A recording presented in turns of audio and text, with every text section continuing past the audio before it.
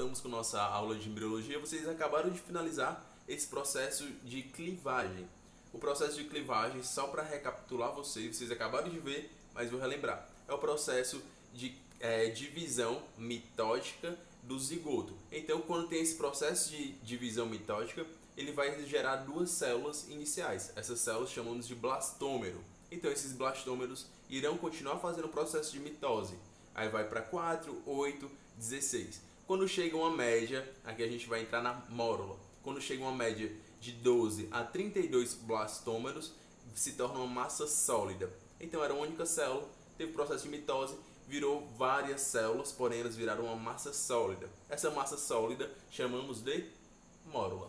A mórula é uma espécie de massa sólida que possui de 12 a 32 blastômeros, formada pela clivagem do zigoto.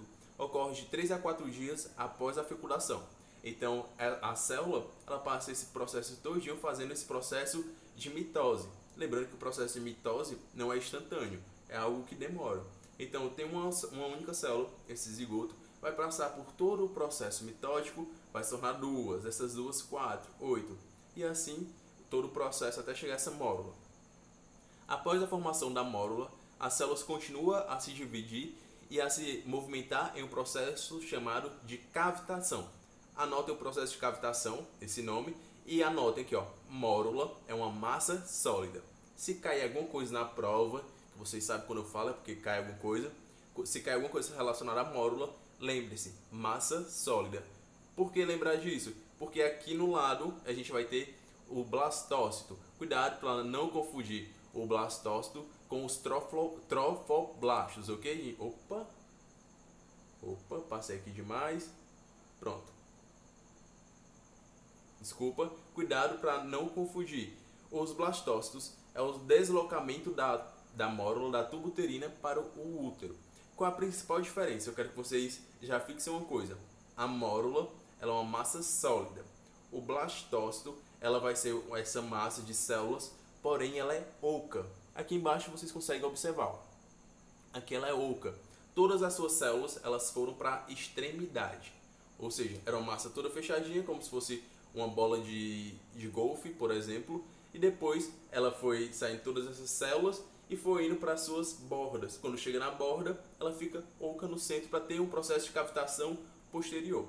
Mas por enquanto anota, blastócito, célula oca.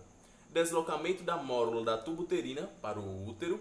O blastócito é formada por uma camada de células externamente posicionadas e de aspecto achatado chamado de trofoblasto.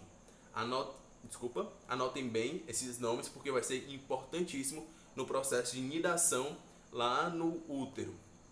E um grupo de células internas de aspecto esférico chamado de embrioblasto. A parte interna vai ser embrioblasto, na parte externa vai ser trofoblasto. Anotem de novo. Trofoblasto, parte externa, parte interna, embrioblasto. Todo esse processo ocorre nas tubas uterinas e leva cerca de 4 a 6 dias. Assim que o blastócito é formado, a zona pelúcida é fragmentada e o blastócito entra na cavidade uterina pronto para ser implantado.